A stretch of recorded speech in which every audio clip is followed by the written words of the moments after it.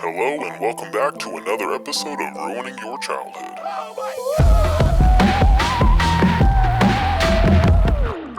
Welcome back to another episode of Ruining Your Childhood, one sculpt at a time. If you're new here, this is a series where I take cartoon characters that used to rule our Sunday mornings and give them a makeover they never asked for. With that being said, we're going to go to the comments to see who you would like me to sculpt. The people have spoken, so today we'll be sculpting Zim. We first start the build off by taking a deliciously long cube of clay, then round off the edges. Now that we got more of an organic shaped cube, we could go ahead and take our X-Acto knife and make some precision slices. The version of Zim that we're going for is that wide open mouth yell pose that he has. And when I think of Zim, that's the pose that I always picture, so that's the one I wanted to sculpt. After a bit of clay manipulation, we go ahead and start making this look more like a mouth by cutting out the little corners of the mouth and then forming it down to a more narrow lower jaw. I then take a small ball stylus, drawing some inner mouth detailing. This is going to be pretty much hidden by the tongue, but you know, we'll know it's there. Now that we're at a good stopping point with the mouth, we could go ahead and move on to his eyes.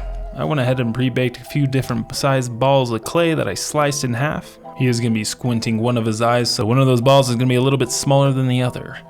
Now to help Zim's eyes sit back into his face a little bit more, we're going to cut out a little bit of clay, then reinsert those eyes.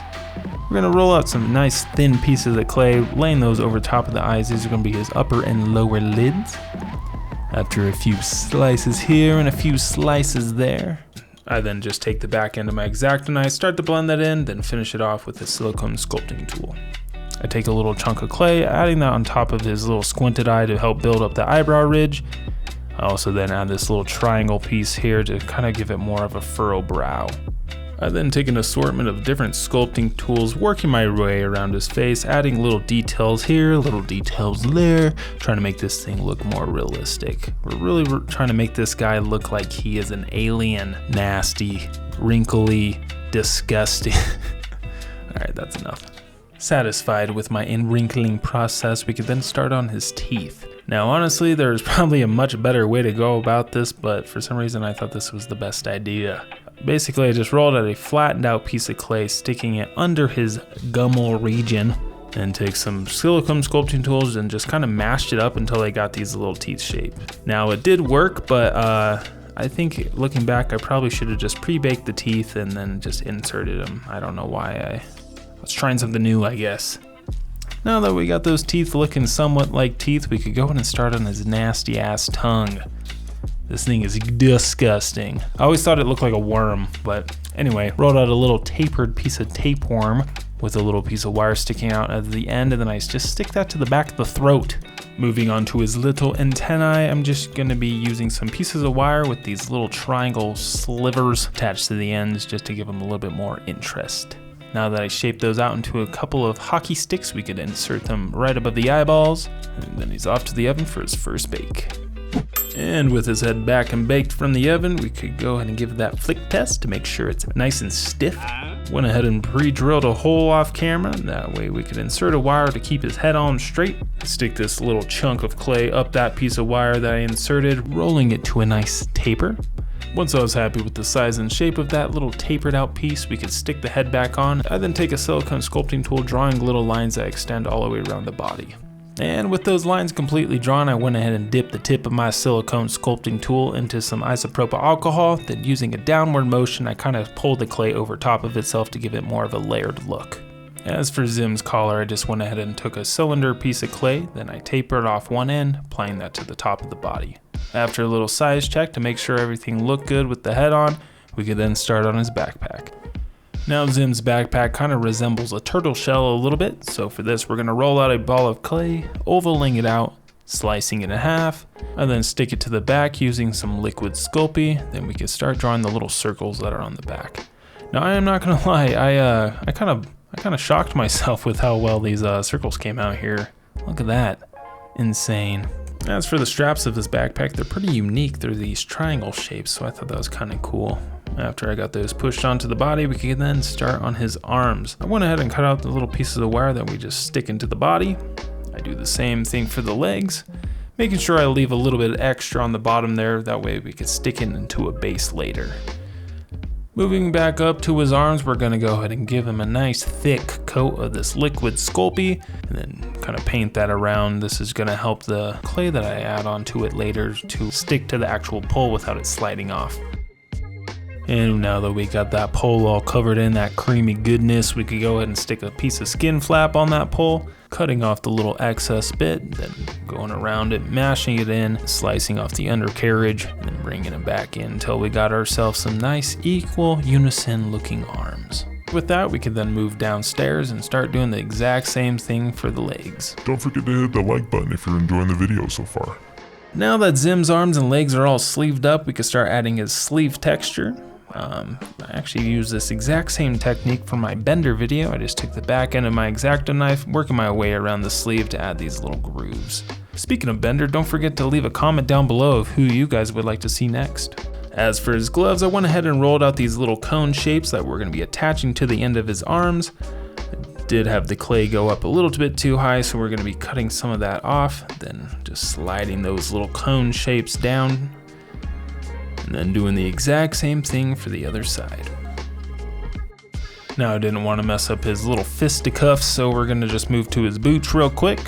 Took a flattened out piece of clay that I wrap around the bottom of his ankle, then I kind of taper it downward, making sure I don't flatten the top part too much. I want it to look like his legs are kind of floating in his boots a bit. As for the bottom part of his shoe, I just rolled out a ball of clay that I kind of pinch into this little guitar pick shape. I stick that onto the front of his boot, doing the same thing for the other side, and then we blend that in. To finish off the boots, I just went ahead and took a silicone sculpting tool, making these little ridges over the top of it just to make it look like they're slightly wrinkled. Moving back upstairs, we could start again on his little fists. Off camera, I went ahead and rolled out these little nuggets of clay that we're gonna stick onto the ends of his arms. Then using a variety of different sculpting tools, we're gonna go ahead and blend those in and then start adding his little fingies. To make these little fingies, I just use a wedge-shaped sculpting tool, carving it into the clay, adding a little piece of tapeworm for the thumb. Then after a little bit of shaping and molding, we got ourselves a little fist. Went ahead and did the other one off camera, and we could go ahead and put it in the oven for its final bake. And with the body back and baked, we could go ahead and start the painting process. Like I do with most of my builds, we're gonna go ahead and start with the base coat of all the base coat colors, starting with his boots and gloves. These are all just gonna be getting a solid black paint. It wasn't until I let the hands and feet dry that I remembered that his pants are also black, so we're gonna go ahead and slap that on real quick like. As for his sleeves, collar, and backpack straps, I'm gonna be using this almost gray pinkish tone that I mixed up off camera, being real careful not to... I'm fine. It's fine, it's fixable, guys. Don't even worry about it. Anyway, now that we got those arms and backpack straps coated, we could go ahead and flip on over and do the little spots on his backpack as well. And once we got that completely covered, we could go ahead and cover up our little mistake there. Nobody will ever know. And with Zim's arms, legs, hands, and feet all completely finished, we could go ahead and move on to his body yachty. How I got this color was mixing up some crimson red, a little bit of blue, and then a dash of silver just to give it a little bit of a metallic look. Once I got that bottle covered up in a nice thick layer, I go ahead and finish it off by dabbing it with a sponge just to help get rid of some of those paint marks. To finish up his backpack, I went over the gray portions with a silver just to make it pop a little bit more. And once I'm done with the backpack, that completes the body. We could go ahead and set that aside and then start working on his head. We're gonna go ahead and start with his eyes first, painting the exact same red that I used for the body. For the inside of the mouth, I'm actually gonna be using that same red again, just darkening it with some brown and black. After I got the inside of the mouth thoroughly coated, we can move on to the tongue. Once again, use that same red, but this time add a little bit more blue into it to give it almost more of a purpley color. Purpley. Is that a word? Probably not. Anyway, moving on to the top, we're gonna go ahead and paint his antennae black. This is the exact same black that I used for his boots and gloves. Once I got the eyes, mouth, and antenna all finished up, we could go ahead and just paint his skin green. Let me know in the comments down below if you guys would like me to go into more detail on what kinds of paints I use, what exact color I'm using. Curious to see if you guys are actually interested in that or not, but let me know. I actually almost forgot, but his teeth need to be painted too. I'm gonna be going over the teeth with an off-white color called parchment. And with the teeth done, that wraps up the base coat, so we could start adding in those details. For the body, we're gonna be keeping it incredibly simple by using just a black wash and just pretty much drench the entire thing in it, making sure it sinks into all those little cracks making those details pop a little bit more. After letting the wash dry a little bit, we're gonna go ahead and just wipe most of it off using a dry sponge. As for his gloves and boots, I will be dry brushing a little bit of a lighter version of that black, also known as gray, over top, and this is just gonna help make things pop a little bit more. And with the body done, we could go ahead and start on the head. We start things off by giving the head a good soaking in a dark green wash. And much like the body, I go ahead and let that sit for a few seconds, and then I dab it off with a sponge. Keep a little bit more on than I was doing for the body, because I did actually like how the sponge was leaving almost these liver spots or these freckles all across the skin. Looked very reptilian to me. Once I had that thing completely coated and dried, we could go ahead and then give that bad boy a good old dusting in a lighter green. Just a dry brushing over the surface to make those details pop. And with Zim's head all looking mean and green, we could go ahead and finish up his eyes by giving them a dark wash around the outside. And then I also add a little bit of a lighter pink to the middle just to make them a little bit more diverse. And with the head and body done, we could go ahead and start on his base. Now I thought about just using this little black piece of foam as the base, but that's boring. We don't like boring here, so we're gonna try to make this a little bit more interesting. Now at this point, I actually had all of my paint supplies put away, so I really didn't want to drag it out, but then I had the cool idea of adding this aluminum foil tape over top. Considering I was just gonna be painting it silver anyway, I feel like this maybe saved me some time. After I had the pieces of tape all laid out nice and flat, I went ahead and cut off the excess bits, and then used a small ball stylus to kind of draw on these little lines to make it look like metal paneling.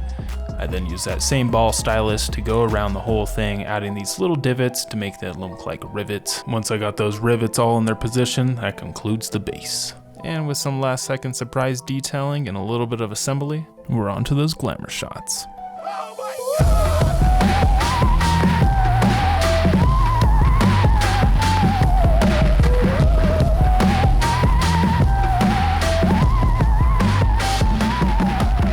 Thank you guys so much for watching the video. I hope you all enjoyed it. Don't forget to hit that like and subscribe button, and also leave a comment down below of who you would like to see me sculpt next. I'll see you next time.